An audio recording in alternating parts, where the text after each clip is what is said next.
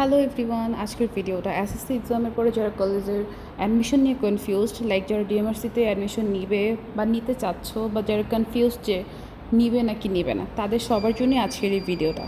যারা ফিউচারে লক্ষ্য নিয়ে আগাতে চাও এবং জাস্ট একটা পারফেক্ট গাইডলাইন চাচ্ছ, শুধুমাত্র তারাই, এবং যাদের ফাইন্যান্সিয়ালি ফ্যামিলি ব্যাকআপ আছে, তারা নির্দ্বিধায় ডিএমআরসিতে অ্যাডমিশন নিতে পারো যারা পড়াশোনা করতে চাও।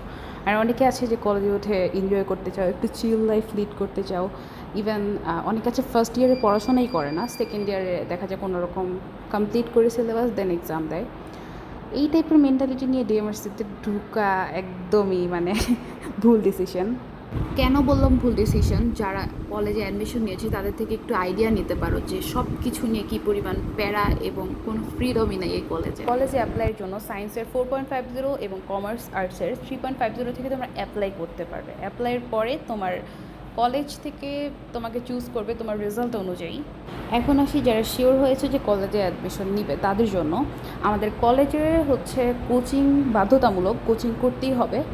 তো নর্মালি ক্লাস 6টা থাকে, আর কলেজের কোচিং ক্লাস থাকে 2টা। তো রেগুলারলি তোমার 8টা ক্লাসের প্রিপারেশন নিয়ে যেতে হবে, আর এটা করতেই হবে। কলেজের বেতন এবং কোচিং ফি সহ তোমাকে পার মান্থ 5K ধরেই রাখতে হবে। এছাড়া বাসার থেকে যাতায়াতের খরচ সবার পার্সোনাল, আর রাইডের ব্যবস্থাও আছে।